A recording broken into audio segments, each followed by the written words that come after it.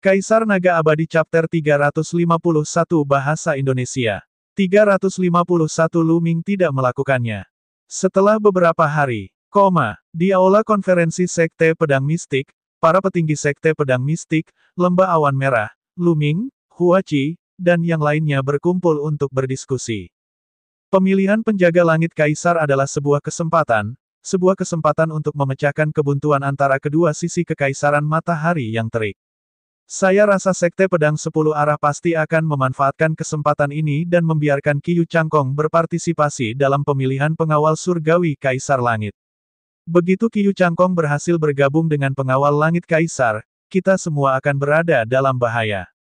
Yang pertama berbicara adalah Lin Suei. Itu benar, penjaga surgawi Kaisar Langit memiliki otoritas yang besar. Ketika saatnya tiba, bahkan sedikit kekuatan mereka akan sangat menakutkan. Dengan bakat Qiyu Changkong, meskipun dia mungkin tidak bisa bergabung dengan penjaga langit Kaisar, kebenarannya sulit diprediksi. Bahkan jika dia menjadi penjaga langit Kaisar cadangan, dia masih akan menjadi bahaya besar. Ling Potian, penguasa Lembah Awan Merah, mengangguk dan berkata, "Kami juga membutuhkan seseorang di pihak kami untuk menjadi pengawal surgawi di Tian sebelum kami dapat melawan Qiyu Changkong." Seseorang menghela nafas. Saat berikutnya, mata semua orang terfokus pada Lu Ming. Di pihak mereka, hanya bakat Lu Ming yang tak tertandingi, dan dia memiliki potensi untuk melawan Qiyu Changkong. Penjaga surgawi di Tian, mata Lu Ming berkedip. Masuk akal untuk mengatakan bahwa dia harus menjauh dari istana surgawi Kaisar, karena penguasa istana-istana surgawi Kaisar, Kaisar bela diri Di Yi, adalah musuh yang ditakdirkannya. Namun, Kaisar bela diri Di Yi masih jauh dari wilayah Tianshuan, jadi dia tidak perlu mengkhawatirkan hal itu untuk saat ini. Selain itu, Lu Ming juga ingin menjadi Kaisar Langit Pengawal Surgawi.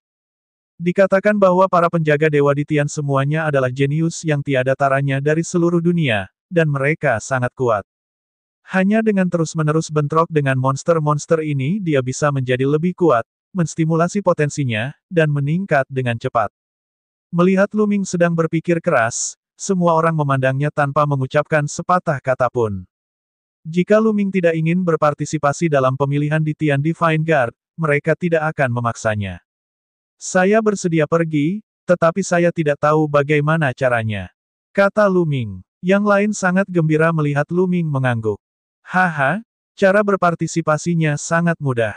Utusan Istana Surgawi Surga Empyrean saat ini sedang berpatroli di Kekaisaran Matahari yang terik. Tidak akan lama sebelum dia mengirimkan surat undangan kepada para jenius dari Kekaisaran Matahari Terik. Hanya dengan surat undangan seseorang dapat berpartisipasi dalam pemilihan penjaga surgawi surga Empyrean. Tuan Lembah sangat gembira. Oh, jadi begitulah adanya. Lu Ming mengangguk. Juara Markis, dengan bakatmu, kamu pasti akan menerima undangan. Meskipun para penjaga dewa surga Empyrean akan menghadapi wilayah timur yang tak ada habisnya di wilayah Tianshuan, di mana terdapat banyak jenius yang tak terhitung jumlahnya, bukan tidak mungkin bagi Anda untuk mendapatkan posisi cadangan untuk penjaga dewa surga Empyrean dengan bakat Anda. Pada saat itu, Anda akan memiliki kepercayaan diri untuk melawan Qiyu Changkong. Lin Suei mengelus jenggotnya dan wajahnya menunjukkan ekspresi bahagia. Mempersiapkan pengawal surgawi di Tian. Mungkin tidak. Lu Ming tercengang. Mungkinkah Lin Suei berpikir bahwa dia bahkan tidak bisa masuk ke dalam cadangan di Tian Divine Guard? Lin Suei sepertinya telah membaca pikiran Lu Ming dan menjelaskan, Juara Markis, bagian timur wilayah Tianshuan terlalu luas. Pegunungan Cloud Emperor tempat kita berada hanyalah salah satu sudut wilayah tersebut. Di luar pegunungan Cloud Emperor, masih banyak wilayah lain yang bahkan lebih besar dari pegunungan Cloud Emperor. Setiap wilayah memiliki banyak kerajaan yang kuat. Misalnya, ada wilayah di dekat pegunungan awan Kaisar yang disebut wilayah Sungai Seribu. Terdapat lebih dari 100 kerajaan di wilayah ini. Yang terkuat adalah Kekaisaran tingkat tinggi. Ini 100 kali lebih kuat dari Kekaisaran Matahari yang terbakar. Ada banyak orang jenius dan talenta yang luar biasa. Ini hanya wilayah Sungai Seribu. Masih ada wilayah lain yang lebih kuat, sehingga persaingannya terlalu ketat. Lin Suei selesai dan menghela nafas. Itu benar. Di masa lalu, bahkan ketika semua jenius dalam daftar Kaisar Yun dimusnahkan, tidak ada satupun dari mereka yang menjadi penjaga langit kaisar cadangan. Para jenius dalam daftar Kaisar Yun kali ini jauh lebih kuat. Namun, saya memperkirakan bahwa tidak akan ada lebih dari 3 orang yang bisa menjadi penjaga Dewa Kaisar Langit yang sebenarnya dan tidak lebih dari 10 orang yang bisa menjadi penjaga Dewa Kaisar Langit cadangan. Tuan Lembah juga menghela nafas. Lu Ming terdiam. Kurang dari 3 orang jenius dalam daftar Kaisar Awan yang bisa menjadi pengawal resmi Dewa Ditian. Persaingan ini sungguh menakutkan. Namun, saat berikutnya, mata Lu Ming kembali berkobar, dan darahnya mendidih. Bukankah ini yang dia inginkan? Untuk bertarung dengan para jenius dan pahlawan, untuk mematahkan belenggu, untuk mewujudkan kenaikan diri, dan untuk terus melampaui. Melihat semangat juang Lu Ming yang membara, Lin Suei dan yang lainnya saling memandang. Mereka melihat harapan di mata satu sama lain. Mengingat situasi di Kekaisaran Matahari yang terik, mereka hanya bisa menaruh harapan mereka pada Lu Ming. Pada saat ini, ekspresi Lin Suei tiba-tiba berubah. Dia melambaikan tangannya, dan jimat transmisi suara 10.000 mil muncul di tangannya. Dia sangat gembira saat melihat pesan di jimat itu. Utusan dari Istana Surgawi Surga Empyrean telah mengirim seseorang ke sana. Dia mungkin di sini untuk mengeluarkan undangan. Ayo pergi dan sambut dia. Kelompok itu buru-buru keluar dari aula dan terbang keluar. Di langit di luar sekte pedang mistis, seorang pemuda berdiri sendirian dengan tangan di belakang punggung. Pemuda itu berusia sekitar 26 atau 27 tahun. Dia mengenakan jubah ungu dan dipenuhi aura mulia. Saya adalah Master Sekte dari Sekte Pedang Mistik, Lin Suei. Salam, utusan Istana Surgawi Surga Empyrean. Saya adalah penguasa lembah-lembah awan merah, Ling Potian. Salam, utusan Istana Surgawi Kaisar Surga. Lin Suei dan Ling Potian buru-buru menangkupkan tangan mereka dan memberi hormat. Pemuda berbaju ungu itu menganggukkan kepalanya dan melirik ke arah Lin Suei dan Ling Potian. Bagus kalau lembah awan merah ada di sini. Ini menyelamatkan saya dari kesulitan melakukan perjalanan ekstra. Setelah mengatakan itu, 2 surat undangan emas muncul di tangan pemuda berjubah ungu itu. Dengan lambaian tangannya, kedua surat undangan itu terbang menuju Lin Suei dan Ling Potian. Lin Suei dan Ling Potian mengulurkan tangan untuk menerimanya. 2 surat undangan ini, satu untuk Feng Wuji dan satu lagi untuk Ling Yanqi. Suruh mereka membawa surat undangan ke Cloud Desolate Empire untuk berpartisipasi dalam babak penyisihan. Pemuda berbaju ungu berkata dengan acuh tak acuh. Pemuda berbaju ungu itu berbalik dan hendak pergi. Utusan, harap tunggu. Lin Suei buru-buru memanggil. Apa yang salah? Apakah Anda punya pertanyaan? Pemuda berbaju ungu itu berbalik dengan ekspresi dingin. Utusan, bolehkah saya bertanya mengapa Lu Ming tidak mendapat undangan? Petik 2. Lin Suei bertanya dengan hati-hati. Lu Ming. Pemuda berbaju ungu itu mencibir dan berkata, apa yang aneh jika tidak mendapat undangan? Itu hanya berarti dia tidak memenuhi syarat. Baiklah, tidak ada pertanyaan lain. Itu dia. Utusan. Lin Suei mengertakkan gigi dan berteriak lagi, utusan, apakah Anda melakukan kesalahan? Dengan bakat dan reputasi Lu Ming, bagaimana mungkin dia tidak mendapat undangan?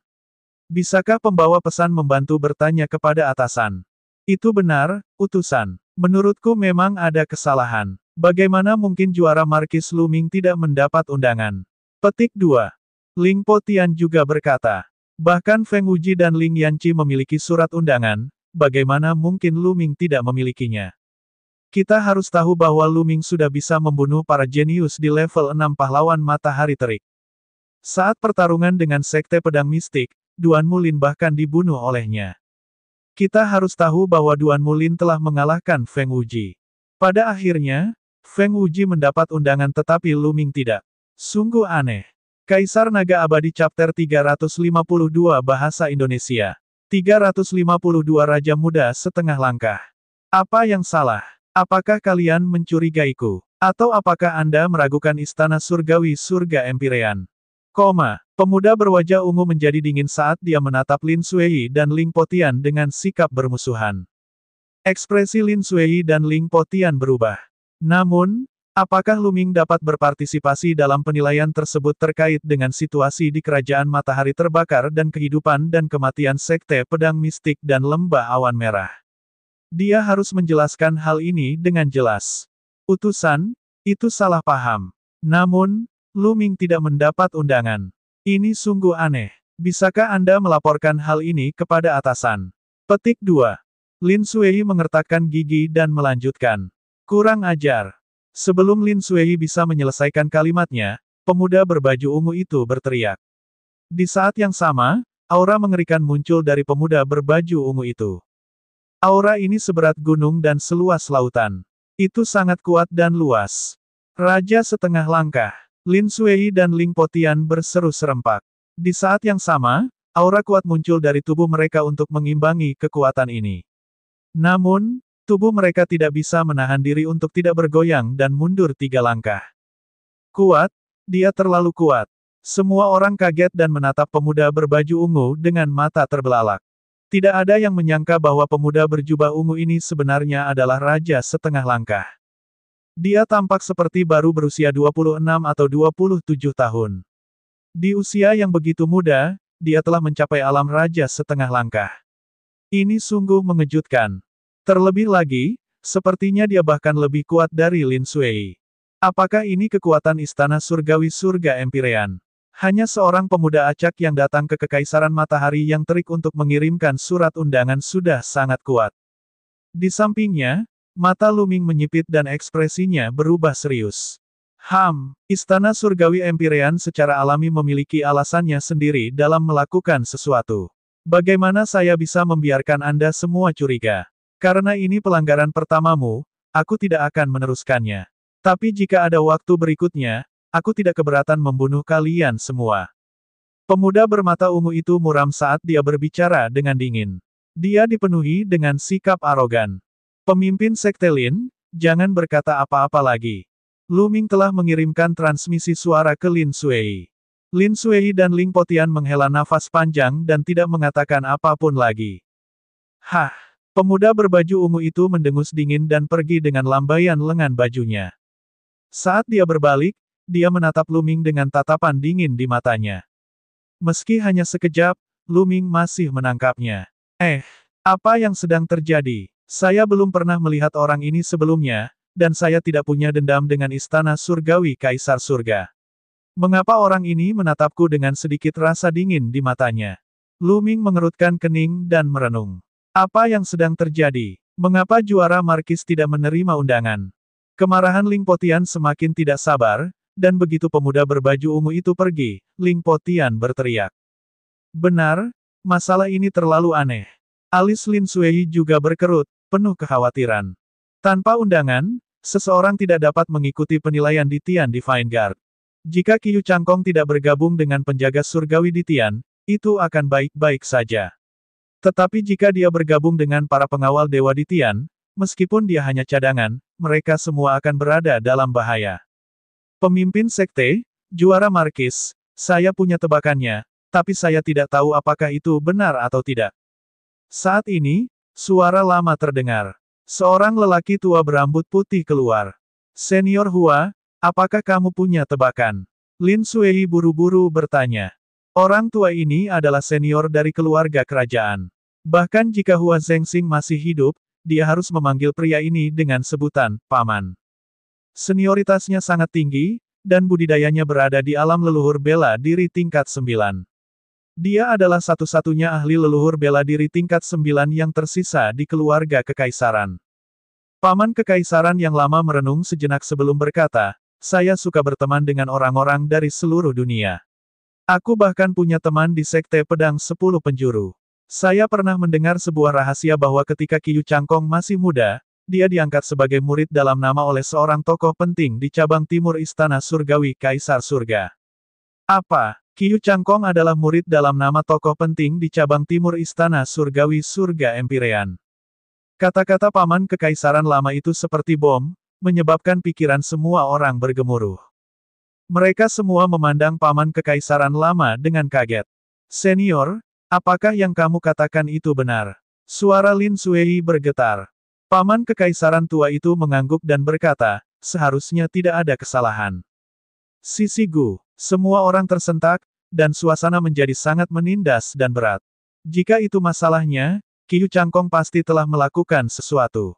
Kalau tidak, dengan bakat sang juara markis, bagaimana mungkin dia tidak menerima undangan? Petik 2. Lin Suei berkata dengan suara yang dalam, matanya dipenuhi dengan keseriusan. Apa yang harus kita lakukan?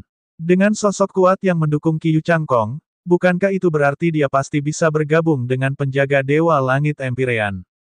Kata seorang tetua berjubah emas. Belum tentu demikian. Pemilihan pengawal Dewa di Tian memiliki aturan tersendiri. Anda tidak dapat bergabung hanya karena Anda memiliki pendukung. Pada akhirnya, itu tetap bergantung pada kekuatan Anda sendiri. Kata Ling Potian. Tidak buruk. Yang lainnya mengangguk. Meski begitu, suasana di tempat kejadian masih sangat menyesakan. Senior, tidak perlu khawatir. Pada saat itu, yang terjadi hanyalah pertarungan. Siapa yang akan menang? Sebelum pertempuran, siapa yang tahu? Saat ini, Lu Ming berteriak. Tidak ada tanda-tanda kesedihan di wajahnya. Dia berdiri tegak, masih percaya diri dan teguh, seperti tombak dewa yang bisa menghancurkan langit. Lalu bagaimana jika Qiu Changkong memiliki pendukung yang kuat? Paling-paling, itu hanya akan menjadi pertarungan. Juara markis benar, segalanya belum mencapai titik terburuk. Kita tidak perlu berkecil hati. Saat ini, satu-satunya cara adalah terus meningkatkan kekuatan kami. Kata Lin Suei. Setelah itu, semua orang kembali ke aula utama dan berdiskusi sebentar sebelum berangkat. Hanya saja hati setiap orang terbebani oleh sebuah batu besar, dan sulit untuk melepaskannya untuk sementara waktu. Lu Ming kembali ke tenda utama kamp tentara merah darah dan memasuki kuil tertinggi. Dia duduk bersila. Kekuatan. Apapun situasinya, selama Anda cukup kuat, Anda bisa menyelesaikan semuanya. Lu Ming berpikir dalam hati. Kemudian, dia melambaikan tangannya dan setumpuk ramuan spiritual muncul di peron. Lu Ming berencana untuk mulai mengembangkan 10.000 tubuh tempur spiritual. Sudah lama sejak dia mengolah tubuh fisiknya. Alasannya adalah dia tidak memiliki ramuan spiritual tingkat tinggi. Ramuan spiritual tingkat 1 dan 2 tidak efektif dalam budidaya dan hanya membuang-buang waktu. Selama periode waktu ini, telah terjadi banyak pertempuran.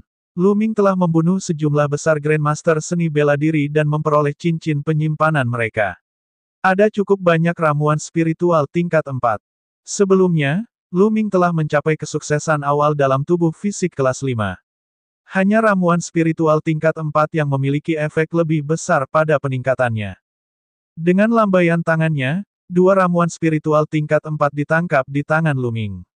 Dia mulai mengedarkan 10.000 tubuh tempur spiritual. Tidak lama kemudian, kedua ramuan spiritual itu berubah menjadi ki dari segudang roh dan meresap ke dalam tubuh Lu Ming, menyempurnakan kekuatan tubuh fisiknya. Setelah menyempurnakan 2, dia mengambil 2 lagi. Waktu perlahan berlalu saat Lu Ming berkultivasi. Vermilion Bird Hall, kediaman Yan Lan. LANR, apakah kamu benar-benar ingin pergi ke tempat itu? Yan Lan memandang Mulan dengan cemas. Kakek, apakah ada cara lain? Hanya dengan pergi ke tempat itu kita bisa mendapatkan undangan untuk Lu Ming dan membiarkan dia berpartisipasi dalam pemilihan penjaga dewa di Tian. Mulan berkata dengan ekspresi penuh tekad. Laner, kamu harus mempertimbangkan ini dengan hati-hati. Yan Lan menghela nafas. Kaisar Naga Abadi Chapter 353 Bahasa Indonesia. 353 Undangan Lu Ming. Kakek, dengan bakat Lu Ming, bergabung dengan pengawal dewa di Tian adalah pilihan terbaik. Hanya dengan begitu dia dapat sepenuhnya menampilkan bakatnya dan mencapai prestasi yang lebih besar. Terlebih lagi, hanya dengan melakukan itu kami dapat menyelamatkan sekte pedang mistik dan membuatmu tetap aman, kakek. Kata Mulan. LANR, apakah kamu sendiri? Saya telah dianiaya. Yan Lan berkata dengan cemas. Kakek, apakah kamu tidak percaya pada Lu Ming? Saya percaya padanya. Selama dia bergabung dengan penjaga dewa di Tian, dia akan benar-benar dapat mengembalikan kebebasanku. Saat ini, mata Mulan bersinar. Itu adalah cahaya dari keyakinannya yang kuat pada Lu Ming. Itu sulit. Meskipun Lu Ming sangat berbakat, itu hanya terjadi di Kekaisaran Matahari Terik. Di antara penjaga langit Kekaisaran, dia sangat biasa. Sulit untuk mencapainya. Yan Lan menghela nafas. Kakek, aku percaya pada penilaianku. Jangan khawatir, aku akan baik-baik saja. Aku akan pergi sekarang, kakek.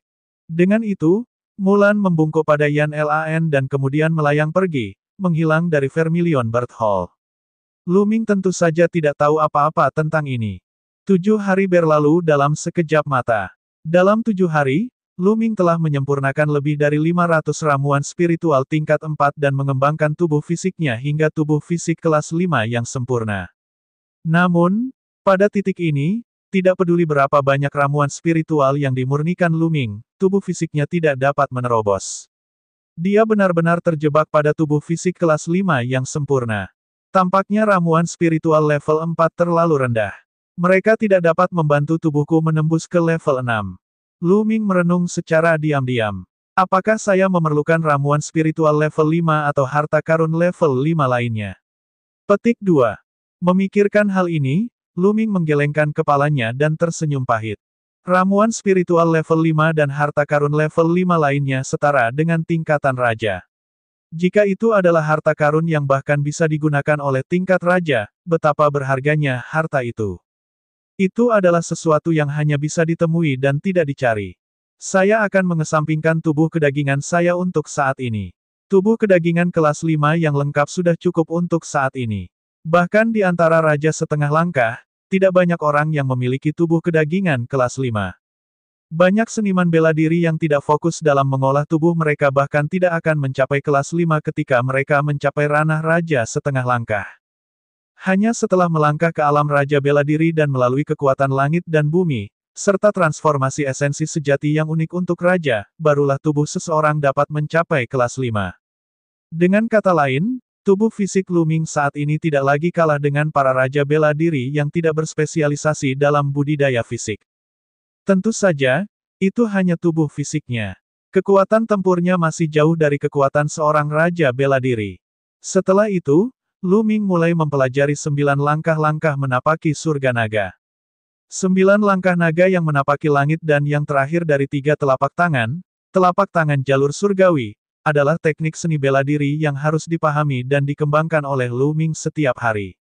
Namun, budidaya kedua teknik bela diri ini terlalu sulit. Hingga saat ini, Lu Ming belum berhasil mengembangkan langkah kedua dari langkah menapaki surga 9 naga. Adapun jalur surga, dia tidak tahu apa-apa tentang hal itu. Waktu berlalu dan 5 hari berlalu. Hanya tinggal beberapa hari lagi sebelum dimulainya kompetisi pendahuluan di Tian Divine Guard. Pada hari ini, Mulan datang mencari Lu Ming. Kakak senior Mulan, kudengar kamu keluar selama periode waktu ini. Lu Ming bertanya pada Mulan sambil tersenyum. Mulan bersenandung lembut dan menatap Lu Ming, tampak tenggelam dalam pikirannya. Kakak senior Mulan sepertinya sedang memikirkan sesuatu. Hati Lu Ming tergerak. Namun, karena Mulan tidak mengatakan apapun, dia tidak bertanya. Setelah beberapa lama, telapak tangan Lu Ming bersinar dan selembar kertas emas tiba-tiba muncul. Ini, undangan untuk seleksi di Tian Divine Guard. Mata Lu Ming berkedip dan dia tidak bisa menahan diri untuk tidak berkata apa-apa. Mulan mengangguk. Dia membuka undangan dan mengungkapkan kata-kata di dalamnya. Kekaisaran Matahari Terik, Lu Ming. Di undangan itu, ada 6 kata berwarna emas. Kenapa ini aku? Murid Lu Ming tiba-tiba menyusut dan dia berteriak tak percaya. Pada awalnya, Lu Ming mengira Mulan telah menerima undangan orang lain. Itu seperti angin, tak kenal takut, dan Ling Yanqi. Dia tidak pernah menyangka namanya ada di undangan tersebut. Lu Ming, ini adalah surat undangan untuk pemilihan di Tian Divine Guard. Ambil, saya harap Anda dapat mengalahkan Qiu Changkong dan berhasil bergabung dengan di Tian Divine Guard. Mulan akhirnya mengungkapkan senyuman tipis. Kakak senior Mulan, dari mana kamu mendapatkan undangan ini? Lu Ming bertanya, merasa sangat penasaran. Undangan dari Istana Langit Empyrean tidak bisa dipalsukan karena terdapat ukiran prasasti khusus di atasnya yang memudahkan untuk membedakannya. Tidak ada yang berani meniru dia kecuali mereka ingin mati. Aku, kakak seniormu, punya caraku sendiri. Anda tidak perlu khawatir tentang itu. Ambillah dan lakukan dengan baik. Aku percaya padamu. Mulan menyampaikan undangan itu kepada Lu Ming dan berkata sambil tersenyum. Lu Ming menerimanya dengan bingung. Lu Ming, aku mungkin harus meninggalkan sekte pedang mistik mulai hari ini dan seterusnya. Tiba-tiba, Mulan menghela nafas. Apa, kakak senior Mulan, kamu meninggalkan sekte pedang mistis? Apakah Anda akan mendapatkan pengalaman, atau? Lu Ming bertanya dengan tergesa-gesa. Dia merasa ada hal yang sangat aneh. Tidak satupun dari mereka. Mulan menggelengkan kepalanya dan mengamati Lu Ming dengan cermat. Setelah beberapa saat, dia berkata, Lu Ming, selama kamu bergabung dengan penjaga Dewa Ditian, mungkin kita akan bertemu lagi. Mulan tiba-tiba melangkah maju dan menarik Lu Ming ke dalam pelukannya. Lu Ming tercengang. Saat berikutnya, dia merasakan dua bongkahan daging terjepit di dadanya. Mereka sangat elastis. Aroma tubuh Mulan tercium di hidungnya, membuat jantung Lu Ming berdebar kencang. Mulan memeluk Lu Ming dengan erat. Setelah beberapa lama, dia tiba-tiba melepaskannya. Wajahnya memerah. Dia melirik Lu Ming, lalu berbalik dan pergi. Lu Ming, bergabunglah dengan pengawal surgawi Ditian. Saya berharap dapat bertemu Anda lagi. Suaranya terdengar samar, tapi keindahannya telah menghilang. Kakak senior Mulan. Lu Ming menatap ke arah yang ditinggalkan Mulan dengan bingung. Dia tidak sadar untuk waktu yang lama. Lu Ming baru sadar setelah beberapa saat. Apa yang sedang terjadi? Mengapa kakak senior Mulan mendapat undangan dari Istana Surgawi Surga Empyrean?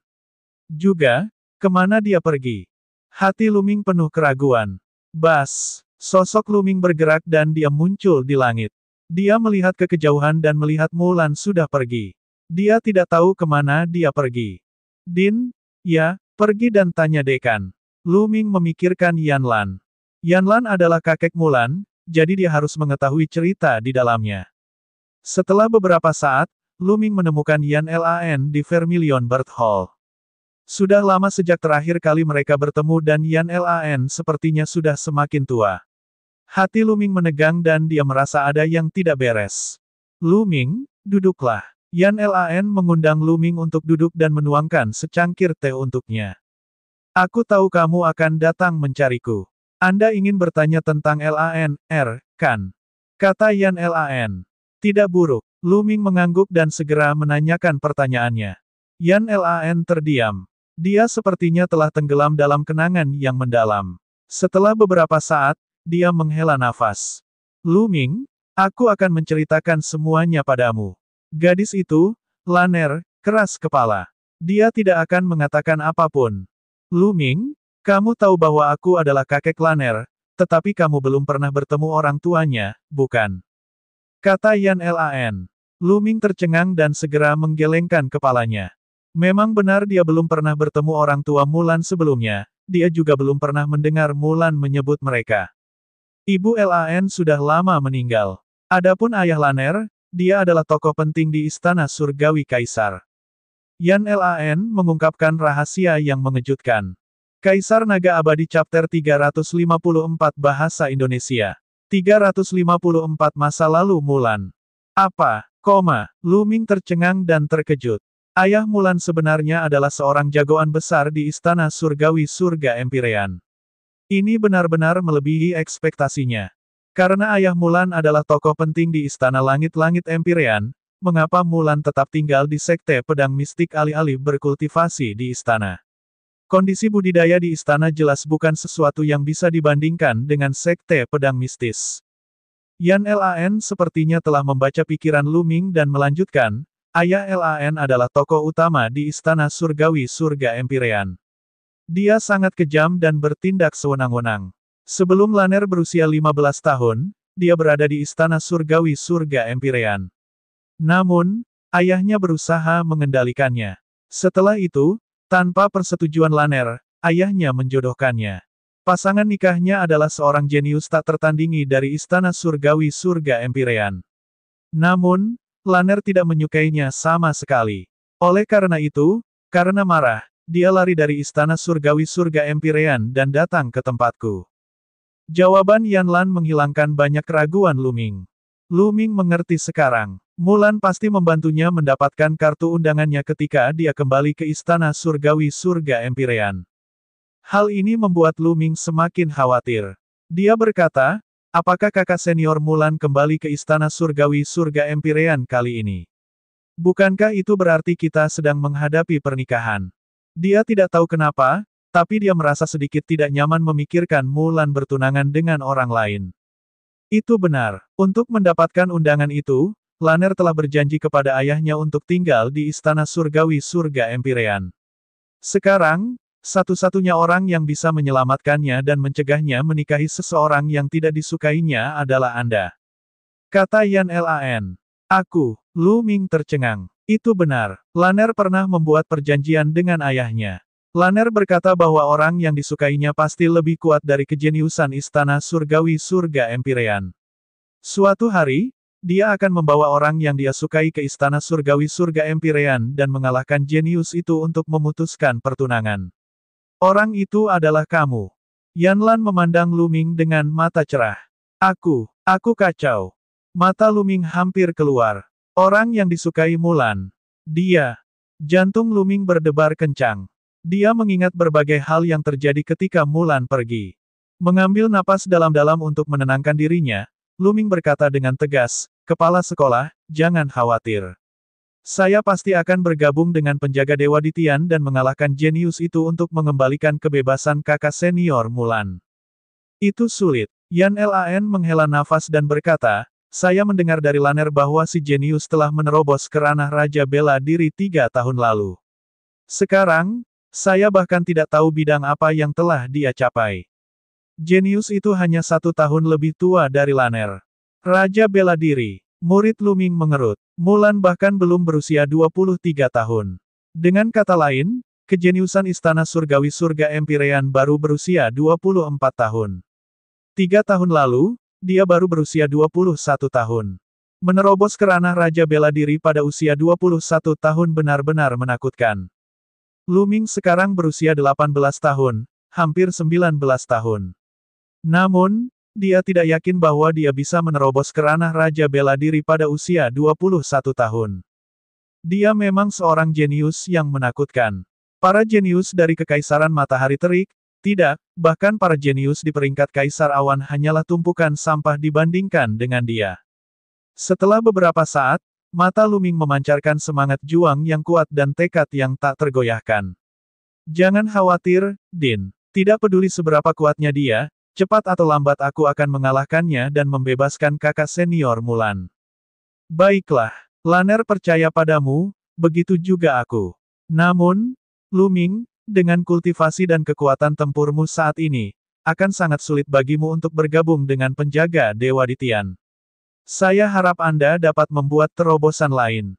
Mata Yanlan sepertinya menunjukkan sedikit harapan.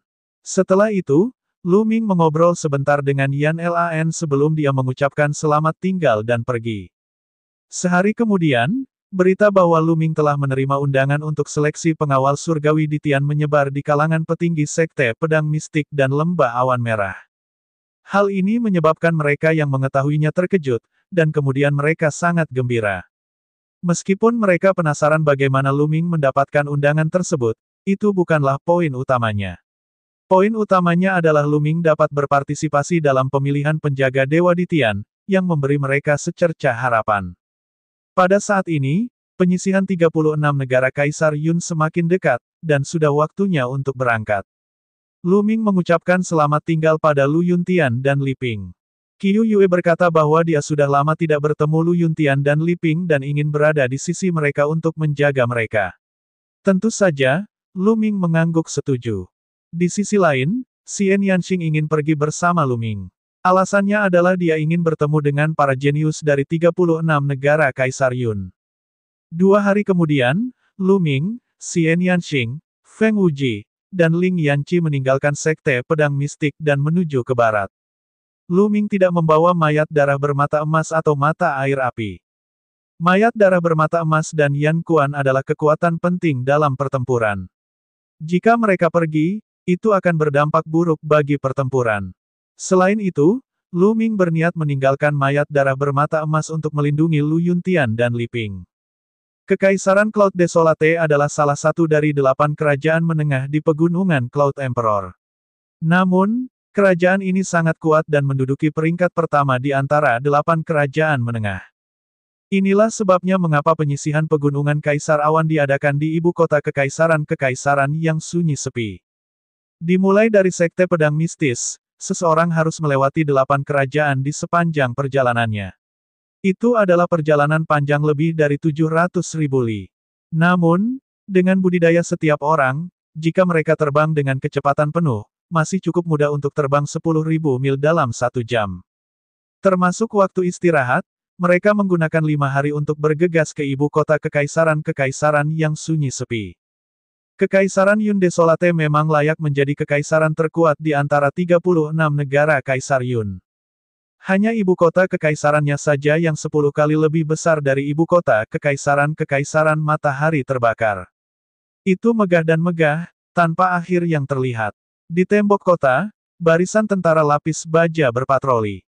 Mata Luming menyipit saat melihatnya. Para prajurit lapis baja ini sebenarnya adalah seniman bela diri dari alam master bela diri yang agung. Masing-masing dari mereka memiliki aura yang kuat dan tatapan tajam. Luming diam-diam menghela nafas. Kerajaan nomor 1 di Pegunungan Awan Kaisar benar-benar kuat. Setelah memasuki gerbang kota, bagian dalamnya sangat luas. Jalan itu lebarnya 200 meter, dan segala jenis auman binatang terdengar. Banyak orang mengendarai segala jenis tunggangan dan berjalan-jalan di jalanan. Luming bahkan melihat seorang seniman bela diri mengendarai seekor ular piton besar yang panjangnya lebih dari 30 meter dan setebal tangki air, berkeliaran di jalan. Di kedua sisi jalan, ada banyak toko. Beberapa toko senjata roh berkilauan dengan cahaya harta karun. Di beberapa toko jamu, aroma jamu menyerang hidung. Luming dan beberapa dari mereka berjalan sambil menonton, dengan penuh kekaguman. Dalam perjalanan, mereka bisa melihat para seniman bela diri muda lewat dari waktu ke waktu, semuanya dengan penampilan yang mengesankan dan aura yang luar biasa. Sekali melihat dan orang dapat mengetahui bahwa mereka adalah naga dan burung phoenix di antara manusia. Mereka semua harus ada di sini untuk berpartisipasi dalam kualifikasi. Kakak Lu, Kakak Feng, Nona Xie, ayo kita cari tempat makan. Kami sedang terburu-buru dalam perjalanan beberapa hari terakhir ini dan belum mendapatkan makanan enak. Aku sangat lelah makan. Ling Yanqi menyentuh perutnya dan tersenyum. Baiklah. Lu Ming mengangguk. Beberapa dari mereka berjalan-jalan sebentar dan sampai di depan sebuah restoran. Paviliun Mabuk adalah nama restoran ini. Tingginya 7 lantai dan mencakup area seluas beberapa hektar. Para tamu yang terhormat, silakan masuk. Di pintu masuk restoran, seorang pelayan datang menyambut mereka. Kaisar Naga Abadi Chapter 355 Bahasa Indonesia. 355 Keluarga Pedang Biru. Mereka berempat mengikuti pelayan dan sampai di lantai 5 restoran. Lantai 5 sangat luas. Di satu sisi ada kamar pribadi, dan di sisi lain ada aula. Mereka tidak memilih kamar pribadi, tetapi menemukan tempat duduk di dekat jendela. Dari posisi ini, dia bisa melihat sebuah danau dari jendela. Danau itu jernih seperti cermin, dan ketika angin bertiup, rasanya sangat nyaman. Pelayan, jika ada yang enak untuk dimakan, bawakan semuanya untukku. Juga, bawakan aku 4 botol anggur yang enak. Ling Yanqi berteriak. Baiklah, jawab pelayan itu. Itu sangat cepat, dan tidak butuh waktu lama untuk meja yang penuh dengan makanan dan anggur disajikan. Mereka berempat makan sambil mendengarkan percakapan orang lain di restoran tersebut. Akhir-akhir ini sangat ramai. Semua jenius hebat tidak bisa duduk diam lagi. Ada persaingan dari waktu ke waktu. Itu benar, saya telah melihat beberapa pertempuran di papan Cloud Emperor. Tingkat kultivasi itu sungguh mengejutkan. Para jenius biasa di peringkat Kaisar Awan masih baik-baik saja, terutama mereka yang berperingkat lebih tinggi. Mereka sungguh menakutkan. Setengah bulan yang lalu, Ji Rufeng, jenius ketujuh di peringkat Kaisar Awan, membunuh 3 Grandmaster bela diri tahap akhir di puncak Tianyuan dengan 1 serangan. Itu lebih menakutkan. Tidak ada apa-apa. Saya mendengar bahwa 10 hari yang lalu, sebuah sekte membuat marah Tuan Muda peringkat kedua Kaisar Yun, Wei Tianxie. Wei Tianxie pergi ke sekte tersebut dan memusnahkan seluruh sekte. Sekte itu memiliki beberapa ahli alam leluhur bela diri kelas 9. Apa, sebenarnya ada hal seperti itu? Wei Tianxie terlalu menakutkan. Lu Ming dan 3 orang lainnya mendengar diskusi di sekitar mereka. Feng Wuji dan Ling Yanqi terkejut. Mata Lu Ming dipenuhi dengan kesungguhan. Tidak mungkin bagi Lu Ming untuk membunuh 3 Grandmaster seni bela diri di tahap akhir tingkat ke-8 dengan satu serangan pedang, apalagi memusnahkan sekte yang memiliki beberapa pembangkit tenaga listrik tingkat ke-9 Grandmaster seni bela diri. Para jenius terbaik di Dewan Cloud Emperor memang luar biasa. Juga, ada Tuan Muda Huo Ling yang baru saja muncul. Dia mengalahkan Yuan Zifei, yang menduduki peringkat ke-15 di peringkat Kaisar Awan. Dia kuda hitam terkuat. Itu benar, orang ini bisa dikatakan yang terkuat di antara para bintang baru. Jangan lupa bahwa ada orang lain yang juga merupakan kuda hitam. Oh, siapa ini? Qiu Wuyang. Dia lahir di Kekaisaran Matahari Kecil yang terik, tapi dia naik ke tampuk kekuasaan. Dia menduduki peringkat ke-36 di peringkat Kaisar Awan dan membunuh si jenius di peringkat ke-22 belum lama ini. Saya mendengar bahwa 5 hari yang lalu, Qian Jun, yang menduduki peringkat ke-11 di peringkat Kaisar Awan, juga menderita kerugian di tangannya. Apa, Qian Jun sebenarnya kalah dari Qiu Changkong? Qiu Changkong sangat menakutkan, dia akan masuk 10 besar. Di pegunungan Cloud Emperor, generasi muda ini memang sangat kuat. Saya ingin tahu apakah mereka bisa bersaing dengan para jenius dari daerah lain. Qiu Changkong sebenarnya menjadi sangat kuat. Feng Wuji bergumam, matanya dipenuhi keterkejutan dan ketakutan. Sebagai salah satu dari 6 pahlawan matahari terik, perbedaan antara kita dan dia terlalu besar. Ling Yanqi menghela nafas dan juga sangat serius. Semakin kuat Qiu Changkong, semakin merugikan mereka. Mata Lu Ming berkedip. Dia tidak mengatakan apapun dan terus minum. Mulut Xian Yanxing bergerak sedikit, dan dia tampak sedikit menghina. Lalu, mereka berempat makan sambil mendengarkan. Mencicit. Saat ini, pintu kamar pribadi lainnya terbuka, dan 4 pemuda keluar. Keempat pemuda ini semuanya mengenakan jubah biru, disulam dengan pisau panjang berwarna biru langit. Ini adalah orang dari keluarga pedang biru Kekaisaran Yun Desolate. Mungkinkah orang di dalam kotak itu adalah sosok penting dalam keluarga pedang biru? Petik 2. Saya tahu siapa orang itu. Itu adalah tuan muda kedua dari keluarga pedang biru, Lan Yunfei. Aku melihatnya masuk lebih awal. Keempat pemuda berjubah biru menyebabkan gelombang diskusi pecah, tetapi suaranya sangat pelan, seolah-olah mereka sangat takut. Keempat pemuda dari keluarga pedang biru sebenarnya sedang berjalan menuju Lu Ming dan 3 lainnya. Dia berjalan ke arah mereka berempat dan salah satu dari mereka, seorang pemuda berjubah biru, menangkupkan tinjunya dan berkata, "Bolehkah saya tahu dari mana kalian berempat berasal?" Meskipun dia menangkupkan tinjunya, nadanya sombong, seolah dia sedang memberi perintah. Lu Ming sedikit mengernyit. Dia tidak menyukai sikap pihak lain. Kami berasal dari kerajaan matahari terbakar. Feng Wuji tidak ingin menyinggung siapapun, dia berdiri dan mengepalkan tinjunya. Kekaisaran matahari yang terbakar. Ketika keempat pemuda berjubah biru mendengar ini, mata mereka menunjukkan ekspresi jijik. Jadi itu adalah kerajaan matahari yang terik, tempat yang ditinggalkan dewa. Baiklah, aku tidak akan menyia-nyiakan nafasku padamu. Tuan muda kedua saya akan mengundang seorang teman ke jamuan makan hari ini. Gadis ini kelihatannya cukup baik, jadi dia ingin mengajaknya menemaninya minum. Baiklah, ikut aku. Seorang pria muda berjubah biru berkata dengan nada mencemooh. Kemudian, dia melihat ke arah Xian Yanxing dan memesan. Ternyata mereka ada di sini karena mereka memperhatikan Xian Yanxing. Lu Ming mengerutkan kening lagi sementara Feng Wuji dan Ling Yanqi tampak cemas. Mata Xian Yanxing dipenuhi dengan niat membunuh yang dingin. Dia melirik keempat pemuda berjubah biru dan berkata, "Tuan muda kedua Anda, anjing yang mana dia?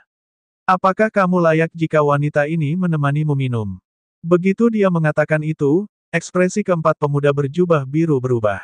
Ekspresi orang lain di restoran juga berubah drastis. Dia sudah selesai. Seorang wanita dari kerajaan matahari terbakar berani menyebut Lan Yunfei seekor anjing. Dia sudah selesai. Dia ditakdirkan mengalami nasib yang menyedihkan. Kerajaan matahari terik itu terlalu kecil. Selain Qiu Changkong, tidak ada orang jenius lainnya. Pengetahuan mereka sangat dangkal sehingga mereka bahkan berani menyinggung keluarga pedang biru. Orang-orang lain di restoran itu merendahkan suara mereka dan berbisik satu sama lain, seolah-olah mereka takut keluarga pedang biru akan mendengar mereka. Apa yang baru saja kamu katakan? Seorang pria muda berjubah biru menunjuk ke arah Xian Yanxing dan meraung. Kamu baru saja memanggilku apa? Tampar mulutmu sendiri, masing-masing 100, atau aku akan mematahkan kakimu. Xian Yanxing menatap mereka dan berkata dengan dingin. Yang lainnya terkejut. Gila, terlalu gila. Keluarga pedang biru itu sombong, tapi Xian Yanxing bahkan lebih sombong lagi. Saya kira dia adalah seorang jenius yang langka di Kekaisaran Matahari yang terik dan terbiasa menjadi sombong. Namun, ini bukanlah Kekaisaran Matahari yang terik, melainkan Kekaisaran Awan Sunyi, tempat semua jenius dari 36 negara Kekaisaran Awan Sunyi berkumpul. Bagaimana dia bisa menjadi sombong?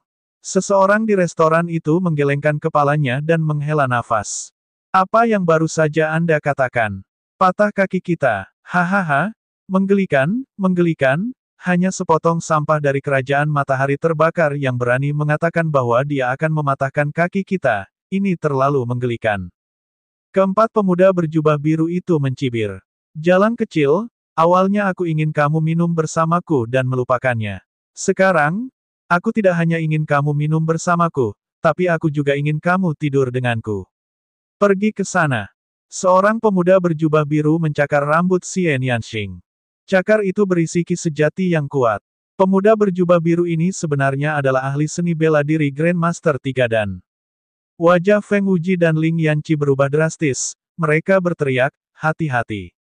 Bang! Saat berikutnya, sesosok tubuh terbang keluar. Itu adalah pemuda berjubah biru. Dia terbang lebih dari 10 meter dan menabrak beberapa meja dan kursi. Dia jatuh ke tanah dan menjerit kesakitan.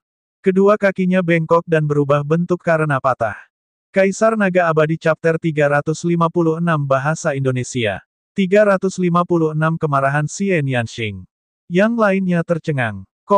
Pemuda berjubah biru itu jelas bukan orang lemah. Dia telah mencapai alam leluhur bela diri tingkat ketiga di usia yang begitu muda. Dia pastinya adalah seorang elit yang dipelihara oleh keluarga pedang biru dengan sangat hati-hati. Kekuatan tempurnya jelas bukan sesuatu yang bisa dibandingkan dengan seniman bela diri biasa dari alam yang sama. Namun, di tangan Xian Yanxing, dia bahkan tidak bisa bertahan satu gerakan pun. Banyak orang bahkan tidak melihat kapan Xian Yanxing mulai bergerak. Hanya sejumlah kecil orang jenius yang memusatkan pandangan mereka dan melihat bagaimana Xian Yanxing menyerang. Pelacur kecil, beraninya kamu memukul anggota keluarga pedang biru. Anda sedang mencari kematian. Menyerang. Ayo serang bersama. Jatuhkan ini dan siksa dia.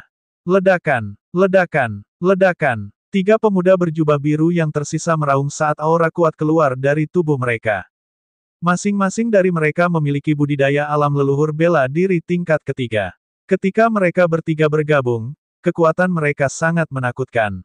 Ekspresi Feng Wuji dan Ling Yanqi berubah. Mereka hendak membantu, tapi Lu Ming tersenyum pada mereka, menyuruh mereka untuk tidak khawatir. Tampar mulutnya. Saat ini, Xian Yanxing berteriak dan melambaikan tangannya. Teratai hitam muncul satu demi satu. Kemudian, kelopak bunga hitam itu mematahkan serangan ketiga pemuda itu seperti pedang dewa. Bas! Xian Yanxing bergerak dan muncul di depan ketiga pemuda itu. Dia mengulurkan telapak tangannya. Tiga tamparan keras terdengar dan ketiga pemuda berjubah biru itu terlempar. Suara mendesing. Suara mendesing. Sebelum ketiga pemuda itu bisa mendarat di tanah, Xian Yanxing melambaikan tangannya dan kelopak teratai terbang ke arah kaki ketiga pemuda itu. Berhenti! Teriakan marah datang dari kamar pribadi. Namun, Xian Yanxing tidak peduli sama sekali. Kelopak hitamnya tidak berhenti. Puff! Puff! Kelopak bunga hitam itu semuanya mengenai kaki ketiga pemuda berjubah biru itu. Saat mereka jatuh ke tanah, kaki mereka sudah berlumuran darah dan luka. Bahkan tulang mereka pun terlihat. Terengah-engah terdengar di mana-mana. Sungguh kekuatan tempur yang kuat, metode yang kejam. Jika dia mengatakan akan mematahkan kaki mereka, dia akan segera mematahkan kaki mereka. Bas! Pada saat ini, suara sesuatu yang menembus udara terdengar. Sosok biru bergegas keluar dari kamar pribadi dan muncul di aula. Pria muda itu tampak berusia sekitar 23 atau 24 tahun. Dia mengenakan jubah ketat berwarna biru langit, sabuk giok biru di pinggangnya, dan sepasang sepatu bot tempur biru dan emas. Dia penuh kemewahan. Namun, wajahnya gelap seperti musim dingin. Lan Yunfei, itu benar-benar dia. Ini sudah berakhir. Wanita itu sudah selesai. Bahkan teman-temannya pun pasti sudah mati. Dia bahkan berani menghajar orang-orang dari keluarga pedang biru. Lan Yunfei tidak akan pernah berhenti. Meskipun Lan Yunfei tidak memasuki Dewan Kaisar Yun, dia sangat dekat dengannya. Saya mendengar bahwa dia telah mengatakan bahwa dia pasti akan memasuki Dewan Kaisar Awan kali ini. Selain para jenius di peringkat Kaisar Awan, hanya ada segelintir orang yang bisa bertarung dengan Lan Yunfei. Orang lain di restoran itu memandang Xian Yanxing, termasuk Lu Ming, seolah-olah mereka sedang melihat orang mati. Aku sudah bilang padamu untuk berhenti, apa kamu tidak mendengarku? Lan Yunfei memandang Xian Yanxing dengan dingin. Sedikit kejutan muncul di matanya. Dia tidak terlihat bagus ketika berada di dalam ruangan, tetapi sekarang setelah dia melihat lebih dekat, dia menyadari bahwa Xian Yanxing bahkan lebih menakjubkan.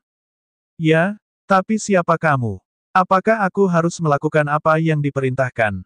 Xian Yanxing memandang Lan Yunfei dengan jijik. Apakah kamu tahu konsekuensi jika tidak mengikuti perintahku? Jika aku menyerang, aku akan mati atau terluka. Lan Yunfei mencibir dan melanjutkan, tapi aku akan melepaskanmu karena kamu seorang wanita. Bagaimana kalau begini? Aku akan mengunci mereka bertiga dulu, dan kamu akan kembali bersamaku untuk melayaniku. Jika kamu merasa nyaman dengan itu, aku akan mempertimbangkan untuk melepaskanmu. Kondisi ini sudah merupakan konsesi terbesar yang bisa saya berikan. Saat Lan Yunfei berbicara, matanya bersinar dengan saat dia mengamati tubuh Xian Yanxing.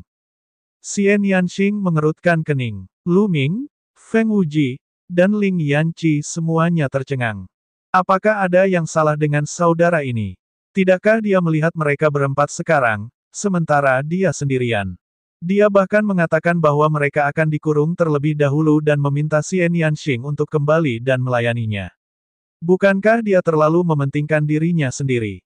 Lu Ming telah melihat banyak orang yang merasa nyaman dengan dirinya sendiri. Namun, pria di depannya pasti menduduki peringkat pertama. Kakak Feng, Kakak Ling, menurutmu kenapa aku sangat tidak beruntung? Kenapa aku harus bertemu dengan orang idiot kemanapun aku pergi?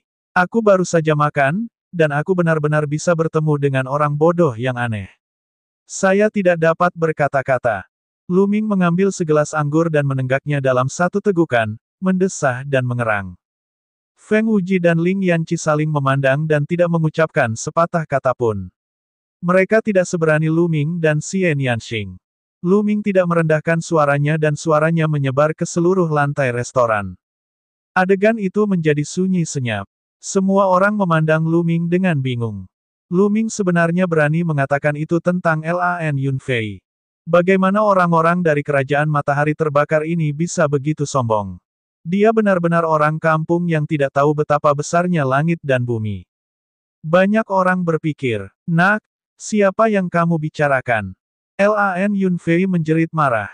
Fitur wajahnya berkerut dan dia memandang Lu Ming dengan ekspresi yang sangat menyeramkan. Aku akan mengatakan siapa yang menjawab. Lu Ming terus mengangkat gelas anggurnya dan menjawab dengan acuh tak acuh. Dia kemudian meminum anggur itu dalam sekali teguk. Anda sedang mencari kematian, Anda sedang mencari kematian. Sekarang, saya menarik kembali apa yang baru saja saya katakan. Kamu mati. Tidak ada kondisi yang bisa menyelamatkan Anda. Lan Yunfei berteriak dengan marah. Aura kuat keluar dari tubuhnya. Sinar cahaya pedang melesat dan menebas ke arah Lu Ming. Aku lawanmu. Mata Xian Yanxing menjadi dingin. Dia melambaikan tangannya dan teratai hitam muncul di depan pancaran pedang. Dentang. Cahaya pedang menghantam bunga teratai hitam, menyebabkan percikan api beterbangan ke segala arah. Cahaya pedang terhalang. Jika kamu berani menghentikanku, aku akan membunuhmu juga. Lan Yunfei sangat marah. Niat membunuhnya meningkat. Pedangnya bersenandung lembut dan pancaran pedang tajam Qi melesat ke arah Xian Yanxing. Dia berada di puncak alam leluhur bela diri tingkat 4. Budidaya Lan Yunfei telah mencapai puncak alam leluhur bela diri tingkat keempat. Tidak heran dia berada di urutan kedua setelah para jenius di peringkat Kaisar Awan. Pada peringkat Kaisar Awan, beberapa orang yang berada di peringkat terbawah hanya berada pada tahap awal alam leluhur bela diri tingkat kelima. Siapa yang bisa kamu bunuh? Xian Yanxing mencibir saat aura kuat keluar dari tubuhnya. Nenek moyang bela diri tahap 4 dan selanjutnya. Selama periode ini, kemajuan Xian Yanxing juga sangat mengejutkan. Dia sepenuhnya memanfaatkan keuntungan dari garis keturunan Raja tingkat ketujuh. Telapak tangan iblis yang hebat. Xian Yanxing melambaikan tangannya dan mengirimkan cetakan telapak tangan ke arah Lan Yunfei. Dia tidak tahu level apa teknik bela diri Xian Yanxing. Ketika dia menjadi Grandmaster bela diri, dia menggunakan teknik bela diri yang sama. Sekarang dia adalah leluhur bela diri, dia menggunakan teknik bela diri yang sama. Selain itu, seiring dengan peningkatan tingkat kultivasi Xian Yanxing, kekuatan keterampilan bela diri ini menjadi semakin menakutkan. Ledakan, ledakan. Dalam sekejap, telapak tangan dan cahaya pedang bertabrakan 8 kali berturut-turut, menghasilkan 8 dentuman keras. Tentu saja, dalam gerakannya, mereka dengan sengaja memampatkan energi aslinya dan tidak membiarkannya menyebar. Kalau tidak, seluruh restoran akan diledakkan. Mampu membangun restoran sebesar itu di ibu kota kekaisaran-kekaisaran yang terpencil bukanlah sesuatu yang bisa dilakukan oleh orang biasa. Jika dia meledakkannya, mungkin akan sulit untuk dijelaskan. Setelah 8 langkah, Lan Yunfei mundur 8 langkah. Dia benar-benar dirugikan. Orang lain di restoran itu tercengang. Kaisar Naga Abadi Chapter 357 Bahasa Indonesia. 357 Bab 357 Melihat yang 6 ekstrim lagi. Bagaimana seorang wanita tak dikenal dari kerajaan matahari terbakar bisa menekan Lan Yunfei? Bagaimana ini mungkin? Jika kebenaran tidak ada di depan mata mereka, mereka tidak akan mempercayainya. Mati. Kemarahan Lan Yunfei melonjak ke langit. Matanya dipenuhi dengan niat membunuh yang dingin. Dengan suara gemuruh yang keras, cahaya darah meledak dan pedang berwarna biru langit muncul. Di sekitar pedang itu, ada 2 cakra perak. Ini adalah garis keturunan Lan Yunfei, garis keturunan Raja tingkat kedua. Memotong. Garis keturunannya meledak, meningkatkan kekuatan tempur Lan Yunfei sedikitpun. Dia menebas Xian Yanxing. Aku terlalu malas untuk bermain denganmu. Mata Xian Yanxing menjadi dingin saat dia mengangkat tangannya. Pada saat ini, tangan seperti giok juga mengembun di udara. Tangan ini tidak nyata, setidaknya 10 kali lebih besar dari tangan Xian Yanxing.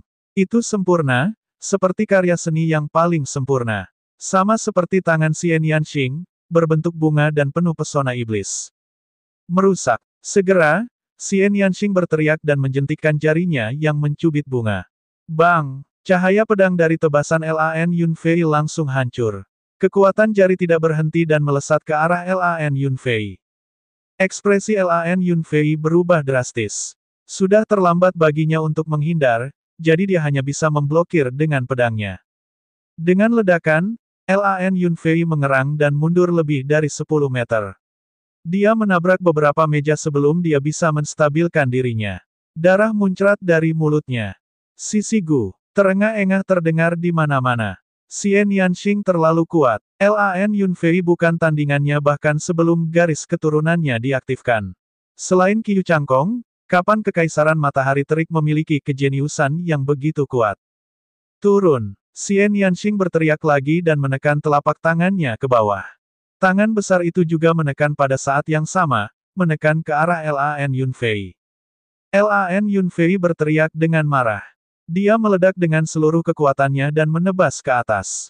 Tapi dengan keras, cahaya pedang itu langsung hancur, dan telapak tangannya ditekan tanpa henti. Lan Yunfei meraung. Bas! Saat ini, terdengar suara menusuk udara di puncak tangga. Sesosok bergegas seperti kilat dan tiba di depan Lan Yunfei. Dia melayangkan pukulan ke atas. Ledakan. Gelombang udara menyapu, dan kekuatan tinju serta telapak tangan menghilang. Saat ini, semua orang melihat sudah ada satu orang lagi di depan Lan Yunfei. Itu dia, yang 6 ekstrim. Peringkat ke-33 dalam peringkat Kaisar Awan, Yang Liuji dari Sekte Matahari Besar Kekaisaran Darah Zhao. Mungkinkah dia yang diundang Lan Yunfei? Petik 2. Setelah melihat siapa orang itu, kerumunan itu berseru kaget sekali lagi. Itu sebenarnya dia. Bibir Lu Ming membentuk senyuman. Kembali ke reruntuhan Istana Kaisar Yun, Lu Ming pernah bertarung dengan Yang Liuji. Pada akhirnya, Lu Ming mengalahkan Yang Liuji dengan bantuan mayat darah bermata emas. Xian Yanxing juga tercengang karena dia juga mengenali Yang Liuji. Di sisi lain, ekspresi Feng Wuji dan Ling Yanqi berubah drastis. Kekaisaran Matahari yang terik dan Kekaisaran Darah Zhao saling berdekatan, dan nama Yang Liuji sudah lama bergema di telinga mereka. Saudara Yang, kamu akhirnya datang. Melihat Yang Liuji, Lan Yunfei sangat gembira. Saudara Lan, maaf saya terlambat. Yang Liuji berkata sambil melihat sekeliling. Saat dia melihat Xian Yanxing dan Lu Ming, dia tercengang. Kemudian, matanya bersinar dengan niat membunuh yang dingin. Kecil, apakah itu kamu? Haha, bagus, bagus, sepatu besimu sudah usang karena pencarian yang lama, tetapi kamu menemukannya tanpa usaha apapun. Karena aku bertemu denganmu hari ini, maka jangan pergi. Yang Liuji mengungkapkan senyuman sinis.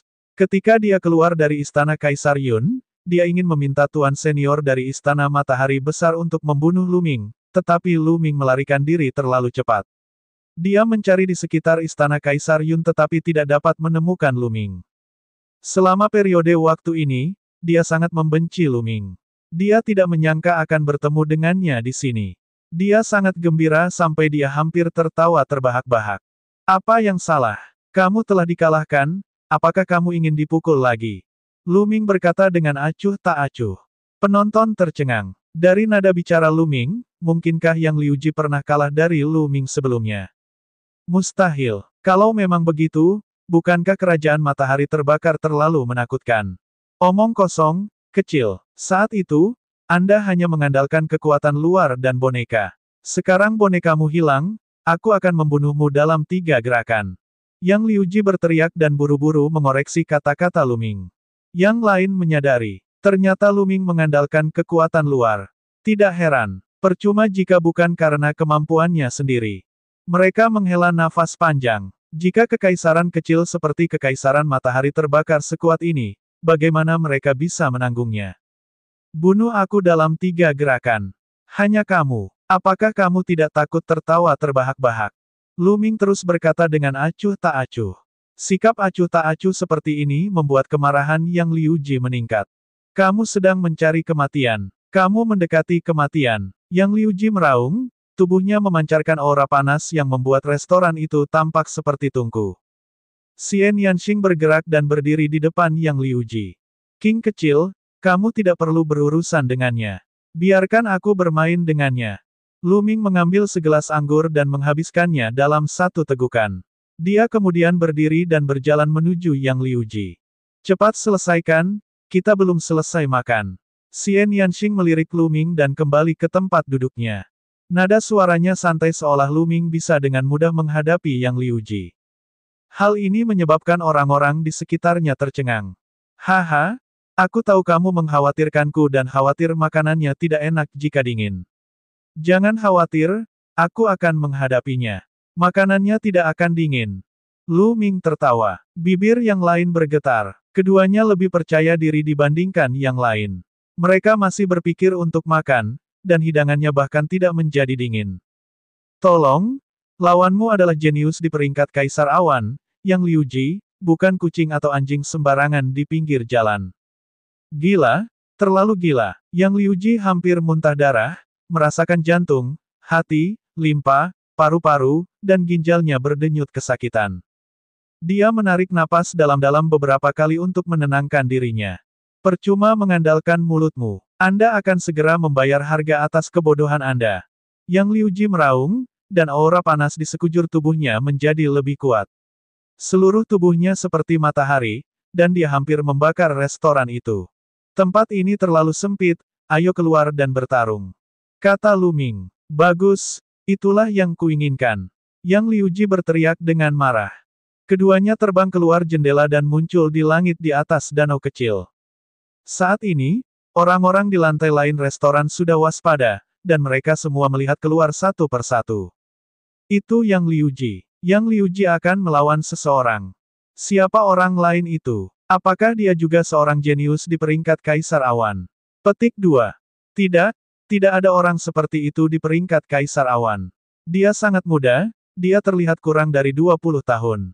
Orang ini benar-benar berani melawan Yang Liuji, ini akan menjadi pertunjukan yang bagus. Orang-orang di lantai lain restoran sedang berdiskusi.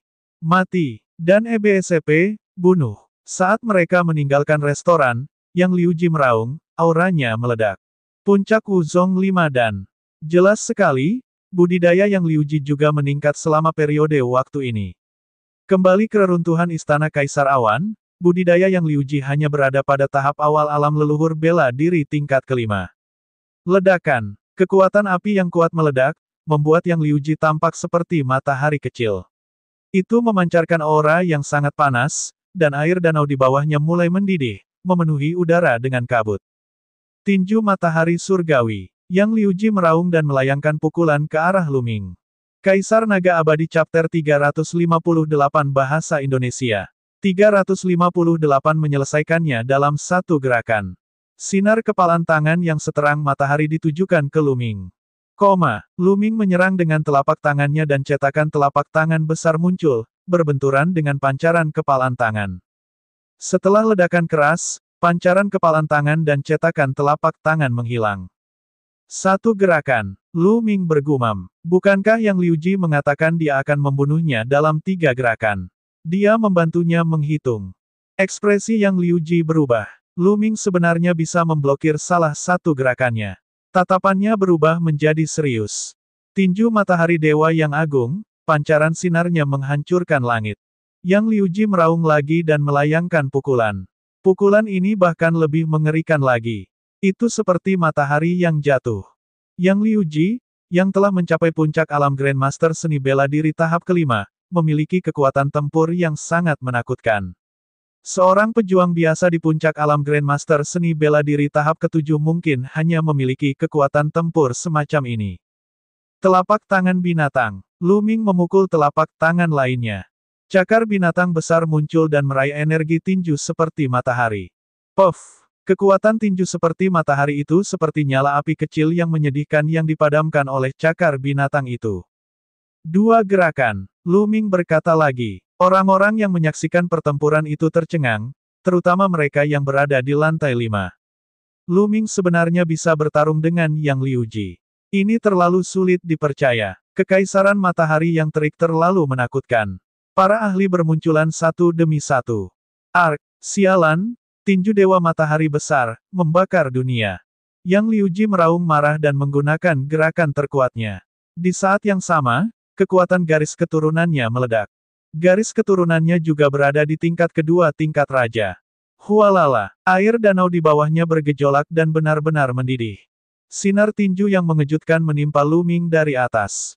Merusak, Lu Ming berkata dengan lembut. Sebuah tombak panjang muncul di tangannya dan dia menusukkannya ke atas. Cici, tombak panjang itu menembus pancaran tinju Yang Liuji. Tubuh Lu Ming bergegas melewatinya dan terbang ke langit. 3 gerakan, Yang Liuji. Kamu bilang kamu akan membunuhku dalam 3 gerakan, tapi ternyata kamu ingin membunuhku hanya dengan kekuatan untuk menggaruk gatal. Lelucon yang luar biasa. Lu Ming berkata dengan nada menghina. Sial, sial, bagaimana kecil ini bisa menjadi begitu kuat? Bagaimana mungkin? Yang Liuji meraung di dalam hatinya, ekspresinya sangat jelek. Dia menatap Lu Ming dan berkata dengan dingin, aku akan melepaskanmu hari ini, dan kita akan bertarung di lain hari.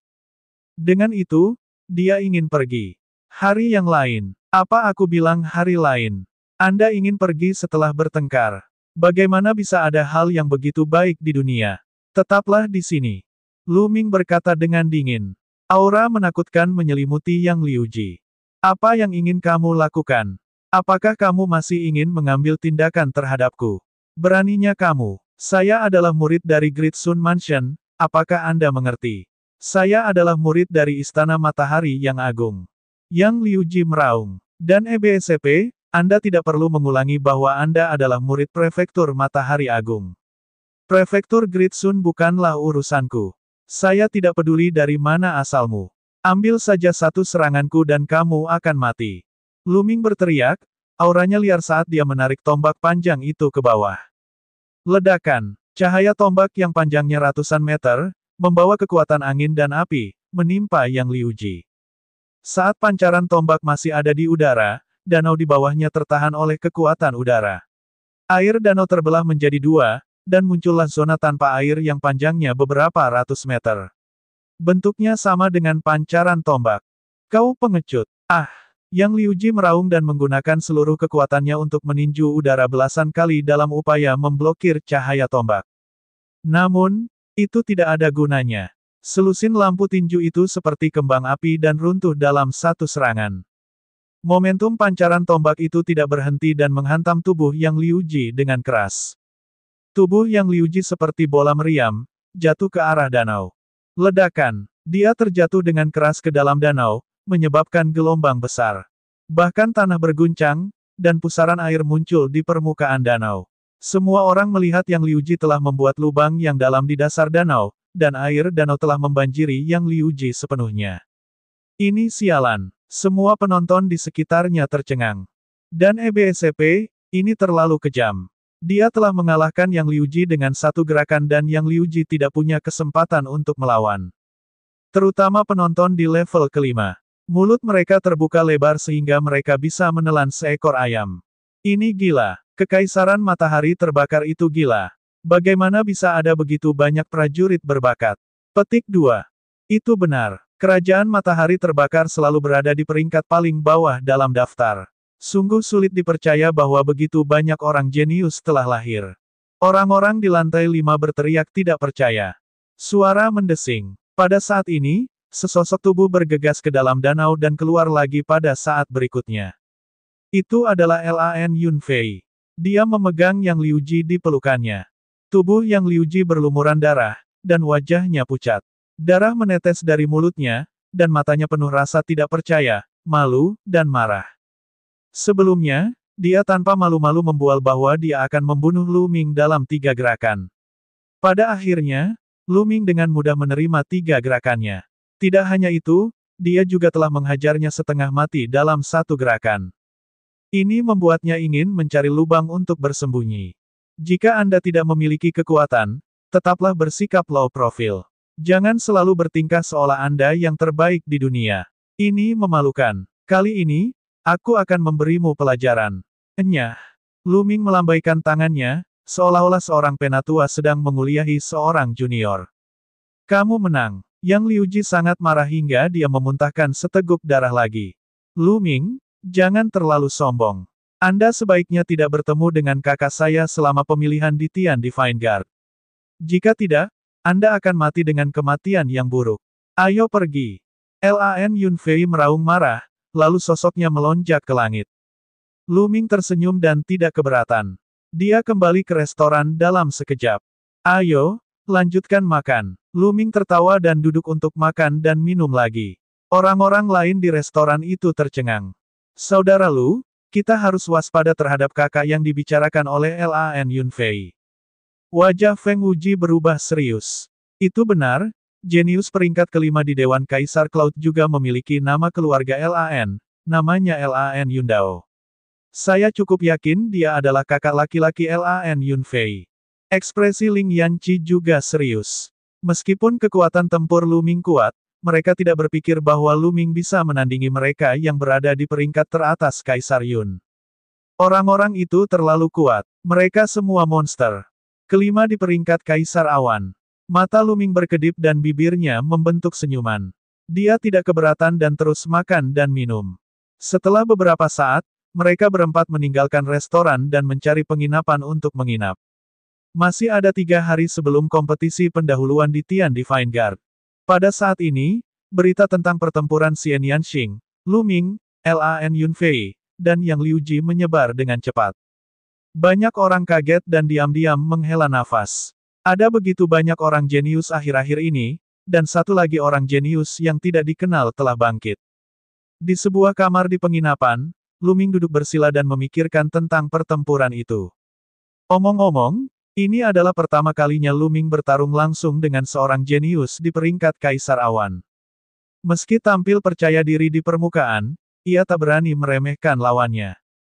Yang Liuji hanya menduduki peringkat ke-33 dalam daftar Kaisar Awan, namun budidayanya telah mencapai puncak alam leluhur bela diri tahap kelima. Kekuatan tempurnya sebanding dengan puncak biasa dari alam leluhur bela diri tahap ketujuh. Kalau begitu, seberapa kuatkah para jenius yang berada di peringkat teratas? Terutama para jenius yang masuk 10 besar, seberapa kuat mereka? Luming tidak berani meremehkan lawannya. Kerugian terbesar saya sekarang adalah kultivasi saya rendah. Saya hanya berada di puncak alam leluhur bela diri tingkat 4. Saya harus menemukan cara untuk menerobos secepat mungkin. Luming merenung secara diam-diam. Setelah beberapa bulan dipoles, yayasan Luming telah lama stabil. Selama ada cukup energi, kultivasi Luming akan mampu menerobos. Kaisar Naga Abadi Chapter 359 Bahasa Indonesia. 359 Berkumpulnya para jenius. Luming segera mengedarkan teknik naga perang yang sebenarnya dan mulai meredam ki esensialnya. Sehari berlalu dalam sekejap mata. Pada malam hari kedua, orang-orang dari Istana Langit Empyrean benar-benar datang mencari mereka.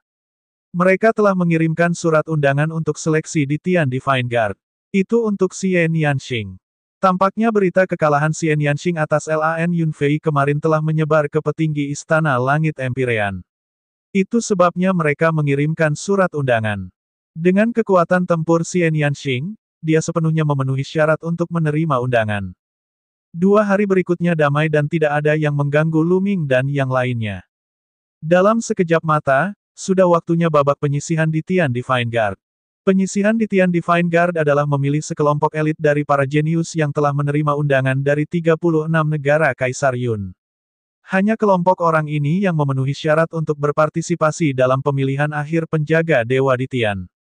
Tempat berkumpulnya babak penyisihan berada di depan kediaman Istana Dewa Surga Kaisar di ibu kota kekaisaran yang sunyi sepi. Pagi-pagi sekali, Luming, Xian Yanxing, Feng Wuji, dan Ling Yanqi menuju ke tempat berkumpul. Kediaman Istana Kaisar Surga Surgawi di ibu kota kekaisaran-kekaisaran yang terpencil sangat megah dan megah. Itu bahkan lebih megah daripada Istana Kekaisaran yang sunyi sepi.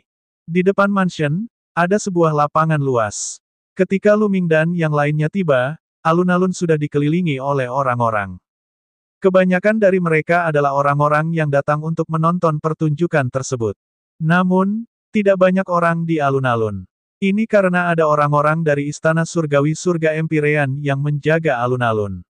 Hanya para jenius yang berpartisipasi dalam babak penyisihan yang bisa menginjakkannya. Jika ada orang lain yang gegabah dan ketahuan, mereka akan dibunuh tanpa ampun. Tidak ada yang berani mengambil risiko. Ketika mereka berempat tiba, mereka langsung berjalan menuju alun-alun. Teman-teman, lihat, ada seorang jenius dari babak penyisihan di sini. 2 di antaranya terlihat sangat muda. Mereka berasal dari kekaisaran mana? Saya tidak kenal dia, dia orang asing. Aku tahu. Saya melihat mereka beberapa hari yang lalu. Pria dan wanita termuda adalah 2 orang yang mengalahkan Yang Liuji dan Lan Yunfei 3 hari lalu. Mereka adalah para jenius dari Kerajaan Matahari Terbakar. Kerumunan di sekitar sedang berdiskusi ketika seseorang tiba-tiba berteriak. Apa itu mereka? Seperti rumor yang beredar, mereka masih sangat muda. Saya pikir rumor itu berlebihan. Saya tidak percaya Kekaisaran Matahari Terik telah menghasilkan orang yang begitu jenius. Dalam beberapa hari terakhir, nama Luming dan Xian Yanxing telah menyebar ke seluruh ibu kota Kekaisaran Hutan Belantara Awan. Banyak orang yang sangat penasaran dan mereka memandang Luming dan 3 lainnya. Mereka berempat juga pernah melihat adegan besar sebelumnya, jadi ekspresi mereka tidak berubah. Mereka berjalan ke alun-alun dan berdiri di samping. Sepertinya kita datang terlalu dini. Feng Wuji terkekeh. Ini kesempatan bagus bagiku untuk bertemu dengan para jenius lainnya. Mata Ling Yanqi dipenuhi kegembiraan. Waktu perlahan berlalu, dan semakin banyak orang yang datang. Tidak diragukan lagi, mereka semua adalah anak muda, semuanya berusia di bawah 30 tahun. Kebanyakan dari mereka berusia 20-an, dan sangat sedikit yang berusia di bawah 20 tahun. Lihat, itu Liu Xiaofeng, yang berada di peringkat ke-35 dalam daftar peringkat Kaisar Awan. Tiba-tiba, seseorang menunjuk ke arah pemuda berjubah kuning dan berteriak. Juga, itu adalah Wang Kai, yang berada di peringkat ke-26 di Dewan Kaisar Awan. Ya dewa, itu Su Yingying, yang berada di peringkat ke-13 di Dewan Cloud Emperor. Saya sudah lama mendengar bahwa Su Yingying adalah wanita yang sangat cantik. Sekarang setelah saya melihatnya hari ini, saya melihat bahwa dia memang layak atas reputasinya. Dengan kedatangan para jenius di daftar peringkat Kaisar Awan, para penonton menjadi bersemangat. 36 negara Kaisar Yun sangat luas, tetapi hanya ada 36 orang dalam daftar Kaisar Yun. Biasanya, para jenius di peringkat Kaisar Awan tersebar di semua tempat. Sulit untuk melihat mereka sama sekali. Tapi sekarang, mereka telah melihat begitu banyak orang sekaligus, dan semua orang bersemangat. Bahkan mata Feng Wuji dan Ling Yanqi berbinar saat mereka mulai menilai para jenius di papan Kaisar Awan. Tak lama kemudian, tidak kurang dari 300 orang berkumpul di alun-alun, dan jumlahnya terus bertambah. Hal ini membuat Lu Ming menghela nafas dengan emosi. Hanya orang jenius yang setingkat dengan 6 pahlawan matahari terik yang bisa menerima undangan. Namun, ratusan orang jenius telah tiba. Lu Ming tiba-tiba merasakan niat membunuh menyelimuti dirinya. Dia tidak bisa menahan diri untuk berbalik untuk melihat. Sudut mulutnya membentuk senyuman tipis. Jadi itu adalah 6 ekstrim yang. Setelah tidak bertemu dengannya selama beberapa hari, luka yang Liu Ji hampir pulih. Dia menatap Lu Ming dengan tatapan dingin. Di samping yang Liu Ji ada seorang pemuda jangkung. Dia mengenakan pakaian yang sama dengan yang Liu Ji dan jelas berasal dari rumah Matahari Agung Darah Zhao. Dia juga menatap Lu Ming dengan tatapan tidak ramah. Yang Liu Ji ada di sini. Yang di sampingnya, apakah dia ahli nomor 1 di antara generasi muda rumah Matahari Agung, Yan Feixun? Petik 2. Itu pasti dia. Yan Feixun, peringkat ke-9 dalam daftar peringkat Kaisar Cloud. Seruan kaget datang dari sekitar. 10 jenius teratas dalam daftar peringkat Kaisar Awan akhirnya muncul. Kedatangan Yan Feixun seolah menjadi awal dari peristiwa yang terjadi 10 hari lalu. Di udara, cahaya biru menyala dan 2 sosok muncul di alun-alun. Salah satu dari 2 pemuda berjubah biru adalah Lan Yunfei. Pria lainnya bertubuh tinggi dan memiliki pedang di punggungnya. Dia memiliki aura yang liar. Lan Yunfei dan Lan Yundao. Lan Yundao peringkat ke-5 telah tiba. Ada seruan lagi di sekitarnya. Begitu Lan Yunfei dan Lan Yundao tiba, mereka mengalihkan pandangan mereka ke sekeliling. Saat berikutnya, mereka menemukan Lu Ming dan yang lainnya. Keduanya berjalan menuju Lu Ming dan yang lainnya. Ada pertunjukan bagus untuk ditonton. Pandangan semua orang tertuju pada Lan Yundao dan Lu Ming. Para jenius di alun-alun juga memperhatikan dengan penuh minat. Segera, Lan Yunfei dan Lan Yundao tidak jauh dari Lu Ming dan yang lainnya. Kalian berdua adalah Lu Ming dan Xian Yanxing. Pandangan Lan Yundao tertuju pada Lu Ming dan Xian Yanxing. Dia tidak menyembunyikan niat membunuh di matanya. Itu benar, saya tidak menyangka menjadi begitu terkenal sekarang. Lu Ming tersenyum tipis dan tidak peduli. Xian Yanxing cemberut dan bahkan tidak menjawab. Melihat ini, wajah Lan Yundao menjadi gelap dan dia berkata dengan dingin, "Kamu berani memukuli orang-orang keluarga pedang biruku, kamu benar-benar berani." Namun, mereka yang berani menghajar keluarga pedang biruku sudah tidak ada lagi di dunia ini. Ah, benarkah? Apakah Anda tidak takut menggigit lidah saat berbicara besar? Dunia ini sangat besar, dan ada banyak sekali ahlinya. Banyak juga orang yang bisa menghancurkan keluargamu hanya dengan jentikan tangan. Kamu bahkan mengatakan bahwa orang yang berani menyerang keluarga pedang birumu sudah tidak ada lagi di dunia ini. Kamu benar-benar tidak malu berbicara besar. Lu Ming berkata dengan acuh tak acuh, suaranya penuh ejekan. Apa yang baru saja Anda katakan? Lan Yundao sangat marah. Saudara Lan, tidak perlu membuang-buang kata-kata dengan mereka. Serang saja dan bunuh mereka. Pada saat ini, Yan Feixun berjalan mendekat dan berkata dengan tatapan mematikan. Kamu ingin membunuhku. Kenapa kamu tidak mencobanya? Mata Luming dipenuhi dengan niat membunuh dan aura kuat muncul dari tubuhnya. Xian Yanxing, Feng Wuji, dan Ling Yanqi berjalan ke sisi Luming dan menatap Yan Feixun, Lan Yundao, dan yang lainnya. Pertempuran akan segera dimulai. Tempat ini tidak memungkinkan terjadinya pertempuran hebat. Siapapun yang melanggar aturan ini akan dibunuh. Tiba-tiba, seorang pria parubaya berteriak keras, dan tekanan seperti gunung muncul dari tubuhnya.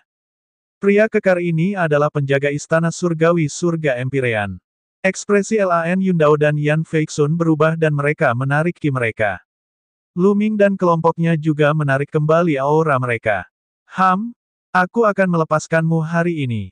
Luming, saya harap Anda dapat melewati babak penyisihan dengan lancar. Pada saat itu, saya akan memberitahu Anda konsekuensi menyinggung keluarga pedang biru dalam pemilihan di Tian Divine Guard. Lan Yundao berkata dengan dingin sebelum dia berbalik dan pergi bersama Lan Yunfei. Kaisar Naga Abadi Chapter 360 Bahasa Indonesia 360 Bab 360 Awan Angin Pedang.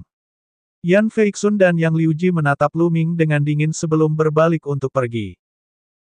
Nona Xie, Saudara Lu, kamu harus berhati-hati. Feng Wuji dan Ling Yanqi sangat khawatir. Tidak apa-apa. Luming tersenyum tipis, ekspresinya santai. Xian Yanxing, sebaliknya, tidak berekspresi. Bas. Pada saat ini, suara lain dari sesuatu yang menerobos udara dapat terdengar. Qiu Changkong ada di sini.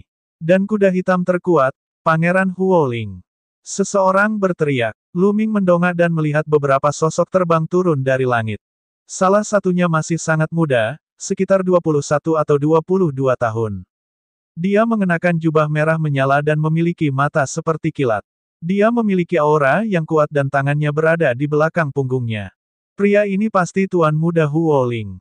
Orang lain membawa pedang di punggungnya. Jika dia bukan Qiu Changkong, siapa lagi dia? Mata Qiu Changkong dipenuhi dengan niat membunuh saat dia melihat Luming.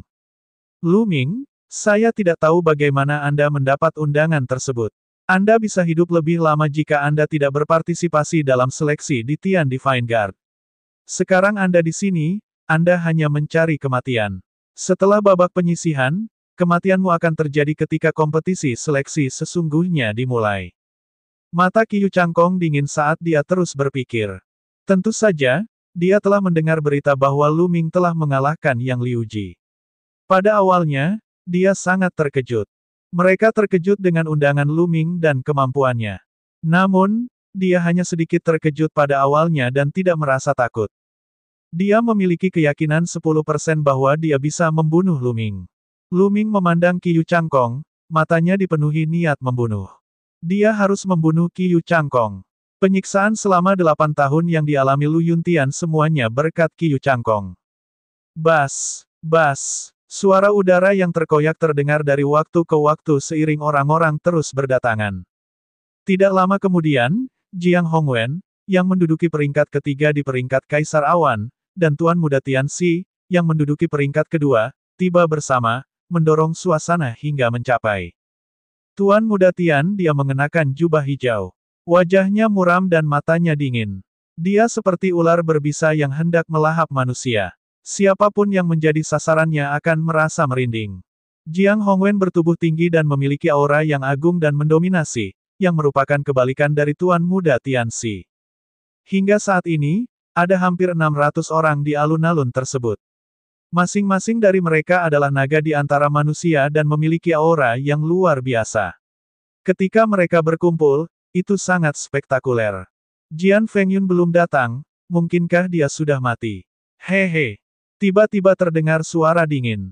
Itu adalah Tuan Muda Tian dia. Semua orang tidak bisa tidak melihat ke arahnya. Bagaimana Jian Fengyun bisa mati jika kamu, seekor ular berbisa, tidak mati? Petik 2. Tidak jauh dari situ, Jiang Hongwen mencibir. Ekspresi banyak orang sedikit berubah. Tidak banyak orang di daftar Kaisar Awan yang berani berbicara kepada Tuan Muda Tianxi dengan cara seperti itu. Lan Yundao menduduki peringkat kelima dan sombong. Namun, di hadapan Tuan Muda Tianxi, dia harus patuh. Hehe, ku dengar Jian Fengyun pergi ke daerah lain untuk berlatih. Wajar jika dia mati di luar. Tuan Muda Tian, dia tersenyum sinis. Jian Fengyun adalah orang jenius nomor satu di pemerintahan Kaisar Yun dan pakar terbaik di antara generasi muda di 36 kerajaan Kaisar Yun. Haha, Wei Tianxie, aku khawatir aku harus mengecewakanmu. Saat ini, tawa keras terdengar dari kejauhan. Suara mendesing. Cahaya pedang menembus udara dengan kecepatan yang luar biasa. Dia jelas berada 10 mil jauhnya beberapa saat yang lalu, tetapi pada saat berikutnya, dia sudah berada di langit di atas alun-alun. Cahaya pedang menghilang, dan sesosok tubuh muda muncul. Usianya sekitar 24 atau 25 tahun, mengenakan jubah abu-abu panjang. Dia memiliki sosok ramping dan mata cerah. Dia tampak seperti pedang suci yang terhunus. Bagian yang paling menarik perhatian adalah bekas luka panjang di wajahnya yang terlihat sangat ganas. Jian Fengyun, kamu akhirnya sampai di sini. Mata Tuan Muda Tian dia bergerak, menunjukkan sedikit kesungguhan. Dia adalah Jian Fengyun, yang menduduki peringkat pertama di Dewan Kaisar Awan. Terjadi ledakan diskusi yang heboh. Mengapa ada bekas luka di wajah Jian Fengyun? Aku tidak memilikinya sebelumnya. Siapa yang begitu kuat hingga dia bisa meninggalkan bekas luka di wajah Jian Fengyun? Petik 2. Bisikan terdengar dari dekat. Wei Tianxie, aku di sini. Apakah kamu sangat kecewa? Jian Fengyun memandang Tuan Muda Tianxi dan berkata, apa yang perlu dikecewakan? Kamu datang pada waktu yang tepat. Kali ini, aku akan mengalahkanmu sepenuhnya. Tuan Muda Tian dia mencibir. Kemudian, matanya berkedip dan dia berkata, Jian Fengyun, saya mendengar bahwa Anda pergi ke daerah lain untuk pelatihan. Anda telah disakiti oleh seseorang. Ini terlalu memalukan. Apa yang perlu dipermalukan? Saya terluka oleh para jenius di sana ketika saya berlatih di wilayah Sungai Seribu. Saya harus memberitahu Anda bahwa para jenius dari daerah lain jauh lebih kuat daripada mereka yang ada di Pegunungan Awan Kaisar. Jian Fengyun berkata terus terang. Hal ini membuat wajah Tuan Muda Tianxi, Jiang Hongwen, dan para jenius lainnya berubah muram. Jian Fengyun, apa peringkatmu di wilayah Sungai Seribu? Petik 2. Tuan Muda Tian dia bertanya. Tempat ke-18. Jian Fengyun mengucapkan kata demi kata. Apa? Begitu dia mengatakan itu, seluruh tempat menjadi gempar. Jenius nomor 1 di Pegunungan Cloud Emperor dikalahkan oleh jenius nomor 18 dari wilayah air 1000 sungai dan memiliki bekas luka di wajahnya. Bagaimana ini mungkin? Apakah wilayah Sungai Seribu benar-benar sekuat itu? Haha, Jian Fengyun, menurutku, bukan karena lawannya terlalu kuat. Itu karena kamu terlalu lemah. Tampaknya Anda mengalami kemunduran dalam beberapa tahun terakhir. Kali ini, aku akan melampauimu sepenuhnya. Tuan Muda Tian dia tertawa terbahak-bahak. Dia tidak percaya bahwa wilayah Sungai Seribu sekuat itu. Jika peringkat ke-18 bisa mengalahkan Jian Fengyun, bukankah itu berarti setidaknya ada 18 orang jenius yang berada di atasnya, Tuan Muda Tianxi? Ini hanyalah perairan dari 1000 sungai. Bagaimana dengan daerah? Dengan kebanggaan Tuan Muda Tian, dia tidak akan pernah percaya bahwa begitu banyak orang jenius yang bisa melampaui dirinya. Dia berpikir bahwa Jian Fengyun terlalu lemah untuk bergerak maju. Banyak orang juga diam-diam mengangguk dan lebih percaya pada kata-kata Tuan Muda Tianxi. Katak di dalam sumur. Jian Fengyun tersenyum tipis dan tidak repot-repot mengatakan apapun. Tuan Muda Tian dia mendengus dingin dan berdiri di samping. Saat ini, jumlah orangnya sudah mencapai 600. Pada saat ini, gerbang istana surgawi Kaisar Surga terbuka, dan beberapa sosok berjalan keluar. Pemimpin kelompok itu adalah seorang lelaki tua berambut putih dan mengenakan jubah hitam. Lelaki tua itu memasang ekspresi ramah di wajahnya. Tidak ada fluktuasi aura di tubuhnya, seolah-olah dia adalah orang biasa yang belum berkultivasi. Namun, tidak ada yang berani meremehkannya karena dia adalah anggota Istana Langit Empyrean. Sepertinya semua orang ada di sini. Biarkan saya memperkenalkan diri. Nama saya Luciu, dan saya pembawa acara penyisihan ini. Saya juga akan mengarahkan Anda ke pilihan sebenarnya nanti.